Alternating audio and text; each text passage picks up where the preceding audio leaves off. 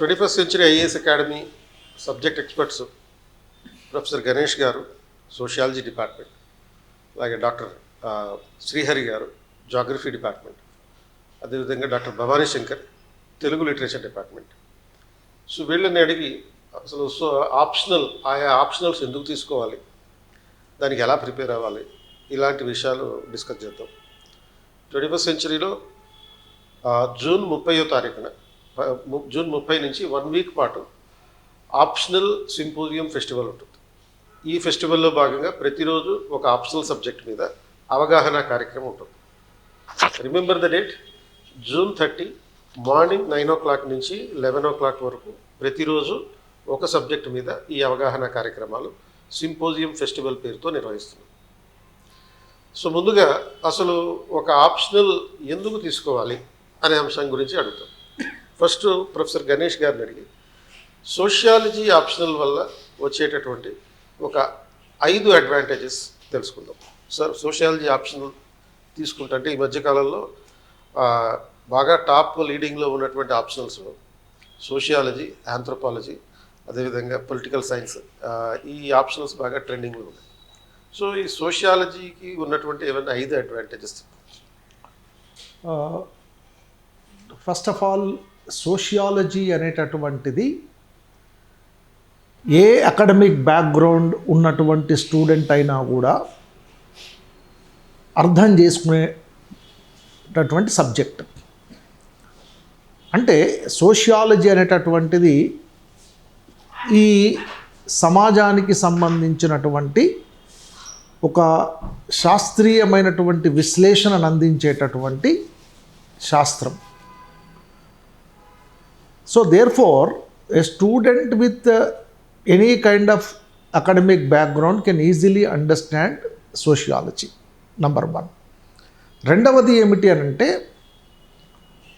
మనము UPSC examination ప్యాటర్న్ని కనుక చూసినట్లయితే సోషియాలజీ ఆప్షనల్తో 300 out of 500 మార్క్స్ స్కోర్ చేయటానికి అవకాశం ఉన్నటువంటి సబ్జెక్ట్. అంటే మనము ఒక్కొక్క పేపర్లో 150 to 160 మార్క్స్ అనేటటువంటివి స్కోర్ చేయగలిగినటువంటి అవకాశం ఈ సోషియాలజీ ఆప్షనల్తో ఉంటుంది. ఇది గతంలో కూడా చాలామంది స్టూడెంట్స్ 300+ మార్క్స్ స్కోర్ చేసినటువంటి వాళ్ళు ఉన్నారు. మనకు ఇదే 21st సెంచరీ ఐఏఎస్ అకాడమీలో నేను దాదాపు గత 20 సంవత్సరాలుగా ఈ 21st century IAS academy Krishna Pradeep గారితో అసోసియేట్ అయి ఉన్నాను. కాబట్టి ఇక్కడ కోచింగ్ తీసుకున్నటువంటి చాలామంది స్టూడెంట్స్ సోషియాలజీలో 300+ మార్క్స్ స్కోర్ చేసి ఐఏఎస్, ఐపీఎస్, ఐఆర్ఎస్ వచ్చినటువంటి వాళ్ళు ఉన్నారు. This is proved. థర్డ్ అనేటువంటిది ఏంటంటే, సోషియాలజీకి సంబంధించినటువంటి అన్ని టాపిక్స్కి మెటీరియల్ అనేటటువంటిది లభ్యమవుతుంది. There is no dearth of material. And more over, as part of our teaching we have developed many handouts for each topic. మీకు సోషియాలజీ పేపర్ 1 అండ్ పేపర్ 2కు సంబంధించి ఒక డీటెయిల్డ్ ఇన్ఫర్మేషన్తో ప్రతి టాపిక్కు సంబంధించి హ్యాండ్అవుట్స్ అనేటటువంటి వాటిని ప్రిపేర్ చేయటం జరిగింది. ఆ హ్యాండ్అవుట్స్ని కనుక కేర్ఫుల్గా చదివినట్లయితే students can score very good marks. ఇక మిగతా 4th ఆస్పెక్ట్ ఏమిటి అంటే, the content of sociology is very much related to the general studies. ఇప్పుడు మనం వాస్తవికంగా మనకు సోషియాలజీ కానీ, జాగ్రఫీ కానీ, పొలిటికల్ సైన్స్ కానీ, పబ్లిక్ అడ్మినిస్ట్రేషన్ కానీ, వీటిలలో ఉన్నటువంటి కంటెంట్ చాలా వరకు ఏంటంటే జనరల్ స్టడీస్కు రిలేట్ అయి ఉంటుంది. అదేవిధంగా సోషియాలజీలో ఉన్నటువంటి చాలా topics general studies paper 1, paper 2లో కూడా మనకు ఈ టాపిక్స్ ఉన్నాయి. కాబట్టి ఈ సోషియాలజీ సబ్జెక్టుకు ప్రిపేర్ అవుతున్నటువంటి క్రమంలోనే ఒక 30% ఆఫ్ ద టాపిక్స్ జనరల్ స్టడీస్కి సంబంధించి కూడా ప్రిపేర్ కావడానికి అవకాశం అనేటువంటిది ఉంటుంది. ఇక మరో ముఖ్యమైన విషయం ఏంటంటే ఎస్సే రైటింగ్. వాస్తవికంగా జనరల్ స్టడీస్ అండ్ ఆప్షనల్ ఎంత ఇంపార్టెంటో ఎస్సే అనేటటువంటిది కూడా చాలా ఇంపార్టెంట్. స్టూడెంట్ ఎస్సేలో కూడా మంచి మార్క్స్ స్కోర్ చేసినప్పుడే వాళ్ళకు మంచి ర్యాంక్ రావడానికి అవకాశం ఉంటుంది. మనము ఎస్సేకి సంబంధించినటువంటి క్వశ్చన్ పేపర్స్ కనుక అబ్జర్వ్ చేసినట్లయితే every year at least 1 or 2 questions are related to social and economic issues మీద ఉంటుంది కంపల్సరీగా. కాబట్టి ఈ sociological knowledge, sociological perspective and sociological thinking అనేటటువంటిది స్టూడెంట్ ఒక ఎఫెక్టివ్గా ఎస్సే రాయటానికి అవకాశం ఉంటుంది. దానికి కావలసినటువంటి ఇన్ఫర్మేషన్ కానీ, స్టాటిస్టికల్ డేటా కానీ అండ్ కరెంట్ ఇన్ఫర్మేషన్ అనేటటువంటిది సోషియాలజీ సబ్జెక్ట్ వల్ల లభ్యమవుతుంది. ఇక అన్నింటికంటే మించి ఏమిటి అనంటే సోషియాలజీ సబ్జెక్టును చదవడం ద్వారా వచ్చేటటువంటి నాలెడ్జ్ ఏదైతే ఉందో అది యూపీఎస్సి సివిల్ సర్వీసెస్ ఎగ్జామ్లో ఒక మంచి ర్యాంక్ స్కోర్ చేయడానికి మాత్రమే కాకుండా భావి జీవితంలో కూడా ఒక సివిల్ సర్వెంట్గా వాళ్ళ విధుల్ని నిర్వర్తించేటటువంటి క్రమంలో కూడా ఈ నాలెడ్జ్ అనేటటువంటిది ఉపయోగపడుతుంది. ఇప్పుడు ఉదాహరణకి మనము సోషియాలజీలో డిఫరెంట్ కాస్ట్ గ్రూప్స్ని గురించి, డిఫరెంట్ ఇష్యూస్ని గురించి, ఫర్ ఎగ్జాంపుల్ ట్రైబల్ కమ్యూనిటీస్ గురించి మనము డిస్కస్ చేస్తూ ఉంటాం. అగ్రికల్చర్ రిలేటెడ్ ఇష్యూస్ గురించి డిస్కస్ చేస్తుంటాం. ఒక సివిల్ సర్వెంట్గా విధులు నిర్వర్తించేటటువంటి క్రమంలో ఆయా వర్గాల ప్రజలతో పనిచేసేటటువంటి క్రమంలో ఈ థియరిటికల్ నాలెడ్జ్ ఏదైతే ఉంటుందో అది చాలా వరకు బ్యూరోక్రాట్స్కి ఉపయోగపడుతుంది. కాబట్టి even after selection a sociology student can become a most efficient bureaucrat in their future life. ఈ రకంగా సోషియాలజీ సబ్జెక్టుతో చాలా అడ్వాంటేజెస్ అనేటటువంటి ఉన్నాయి. And at the end I want to tell you that definitely you can score very good marks with sociology as an optional. Thank you. ఇప్పుడు మన 21st సెంచరీలో geography faculty doctor Srihari Kakarla, ఈయన జాగ్రఫీలో డాక్టరేట్ చేశారు. అండ్ ఈ geography ఏ విధంగా scoring optional అనే అంశాన్ని ఆయన అడిగి తెలుసుకుందాం. సో శ్రీహరి గారు, ఇప్పుడు మనకి జాగ్రఫీలో ఒక నిజంగా మాట్లాడుకుంటే స్కోరింగ్స్ తగ్గుతున్నాయి. సో ఇప్పుడు ఈ జాగ్రఫీ అయినప్పటికీ కూడా మనకి ప్రిలిమ్స్లోను, మెయిన్స్లో, జనరల్ స్టడీస్లో ఒక కంపల్సరీ ఏరియాగా ఉంది. సో ఇప్పుడు మరి దీన్ని స్కోర్ చేయాలంటే, దీన్ని స్కోరింగ్ చేయాలంటే మీరు ఏ అంశాలని ఆధారంగా తీసుకొని జాగ్రఫీ ఆప్షనల్ తీసుకోమని చెప్తారు? సో జాగ్రఫీ ఆప్షనల్ నిజంగానే అందరూ స్కోరింగ్ తక్కువ అని అనుకుంటారు. మామూలుగా ఒక సగటు ఆప్షనల్లో 300 మార్కులు స్కోర్ చేయగలిగే అభ్యర్థి జాగ్రఫీలో 270 మార్కులు స్కోర్ చేసినప్పటికీ జిఎస్లో 300 కంటే ఎక్కువ మార్కులు ఓవర్లాప్ అవుతుంటాయి. ఆ చిన్న లాజిక్ మర్చిపోతుంటారు. ఆనెస్ట్లీ సేయింగ్ సార్, జాగ్రఫీ అన్నది మనకు ఎందుకు, ఏ కారణాల వలన నేను జాగ్రఫీ తీసుకోవాలి అంటే చాలా రీజన్స్ ఉంటాయి సార్. దాన్ని అంటే నేను ఒక జాగ్రఫీ ఫ్యాకల్టీని లేకపోతే నేను జాగ్రఫీతో యూపీఎస్సీకి అపీర్ అయ్యానని చెప్పట్లేదు. ఒక సైన్స్ బ్యాక్గ్రౌండ్ అయినా, హ్యుమానిటీస్ బ్యాక్గ్రౌండ్ అయినా సరే, ఒక ఇంట్రెస్ట్తో ఫస్ట్ నుండి లాస్ట్ వరకు నడిపించే subject without denying other optionals, I can suggest Geography sir. ఎందుకంటే ప్రిలిమినరీ ఎగ్జామినేషన్లో ఎప్పుడైతే మనకు ఇదివరకు ఇండియన్ ఫారెస్ట్ సర్వీస్కి సపరేట్ ఎగ్జామినేషన్ ఉండేది, ఎప్పుడైతే ఇండియన్ ఫారెస్ట్ సర్వీస్కి అండ్ సివిల్ సర్వీసెస్కి ఒకటే ఎగ్జామ్ చేశారో అప్పుడు ఎన్విరాన్మెంటల్ అండ్ ఎకాలజీ ఇంపార్టెన్స్ అనేది పెరిగిపోయింది. సో కాబట్టి జాగ్రఫీ అండ్ ఎన్విరాన్మెంటల్ ఎకాలజీ రెండు సబ్జెక్ట్స్కి సంబంధించినటువంటి క్వశ్చన్స్ మనం ప్రిలిమినరీ ఎగ్జామినేషన్లో కనుక తీసుకుంటే కనీసం ఒక 60 మార్కులు అంటే 30 క్వశ్చన్లు environment and ecology, Geography portion నుండి వస్తున్నాయి. కాబట్టి జాగ్రఫీ ఆప్షనల్ తీసుకోవడం వల్ల మీ చేతిలో సంబంధించి 60 మార్కులు మీ చేతిలో ఆల్రెడీ ఉన్నట్టు. ఇది first point. Second point, mains విషయానికి వస్తే మెయిన్స్ లో మనకు ఈ పేపర్ లో జియోగ్రఫీ లేదు, ఈ పేపర్ లో ఉంది అని చెప్పడానికి అవకాశం లేదు. అన్ని పేపర్స్ లోనూ జియోగ్రఫీ ఉంది. పేపర్ 1 జనరల్ స్టడీస్ లో important geophysical phenomena and world resources including south east Asia, and Indian and world physical Geography clear గా మెన్షన్ చేశారు. ఇక్కడ రఫ్లీ 120 మార్కులు రావడానికి అవకాశం. పేపర్ 2 లో పాలిటీ అండ్ గవర్నెన్స్ పోర్షన్ లో ఇంటర్నేషనల్ రిలేషన్స్ ఇచ్చారు. ఈ ఇంటర్నేషనల్ రిలేషన్స్ లో India and it's bilateral relations, Indian geopolitical issues, Indian trade related issues ఇవన్నీ తెలుసుకోవడం వల్ల ఇంకొక 40-50 మార్కులు ఇక్కడ రావడానికి అవకాశం ఉంది. పేపర్ 3 లో agriculture, disaster management, environmental issues ఈ ఏరియాస్ అన్ని చదవడం వల్ల ఇంకొక 30 మార్కులు రావడానికి అవకాశం ఉంది. ఈవెన్ ఎథిక్స్ లో కూడా ఎన్విరాన్మెంటల్ ఎథిక్స్ ఉంది. ఎన్విరాన్మెంటల్ ఎథిక్స్ లో ఇంకొక 20 క్వశ్చన్స్ చేసుకుంటే నేను ఇప్పుడు చెప్పిన లెక్క ప్రకారం ఓవరాల్ గా మెయిన్స్ అంటే జిఎస్ లో ఆబ్వియస్ గా climate change related environmental issues లేకుండా climate change, climate global initiatives వీటిపైన క్వశ్చన్స్ లేకుండా ఎస్ఏస్ అన్నవి రావడం చాలా కష్టమైపోయింది. ఇప్పుడు కూడా మొన్న ఆప్షన్ లో కూడా మామూలు అందరూ ఈకాలజీ అడుగుతారు. మొన్న డీప్ ఈకాలజీ అంటే ఏంటో అంటే ఈకాలజీని ఒక సైంటిఫిక్ కోణం, ఒక సైంటిఫిక్ కోణంలో కాకుండా ఫిలసాఫికల్ కోణంలో చూడాలి. ఇవన్నీ జియోగ్రఫీ ఆప్షనల్ లో మీరు ప్రత్యేకించి చదువుతున్నామన్న భావన కూడా రాకుండా you will read as part and parcel of Geography optional, one of the lengthiest optional. So ఇది చదవడం వలన ఆటోమేటిక్ గా మెయిన్స్ లో 300 మార్కులు, ప్రిలిమ్స్ లో 60+ మార్కులు, ఈవెన్ ఇంటర్వ్యూలో కూడా నేను ఫలానా ప్లేస్ నుంచి వచ్చాను, ఐ కేమ్ ఫ్రమ్ అయోధ్య అన్నారు అనుకోండి.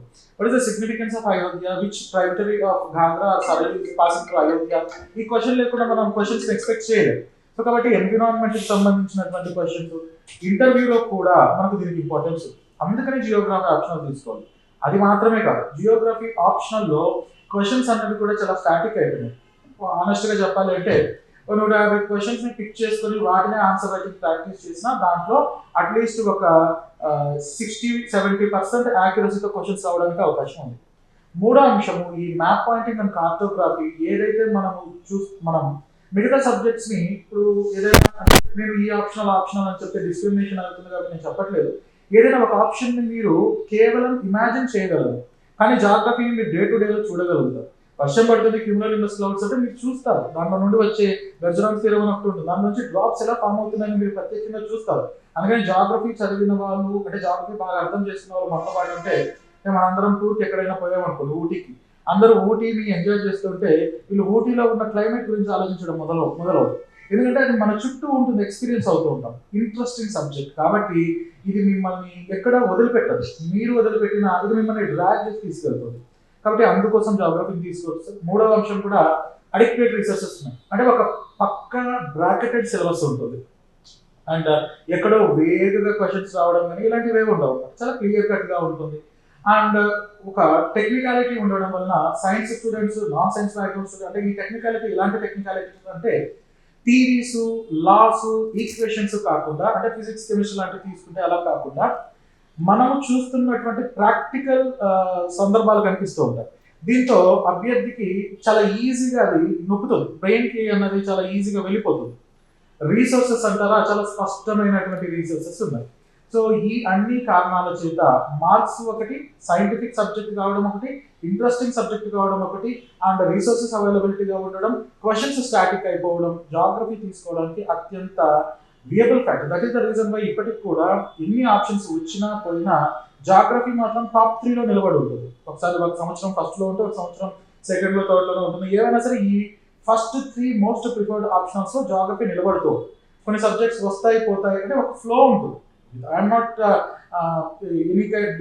not showing any kind of discrimination towards other optionals, but geography, these are the advantages. ఏ రకంగా చూసినా జాగ్రఫీకి అడ్వాంటేజెస్ మనకు కనిపిస్తుంది. అందుకని జాగ్రఫీ ఆప్షనల్ తీసుకోవడం అన్నది one of the wisest decisions the aspirant is going to take while this UPSC preparations.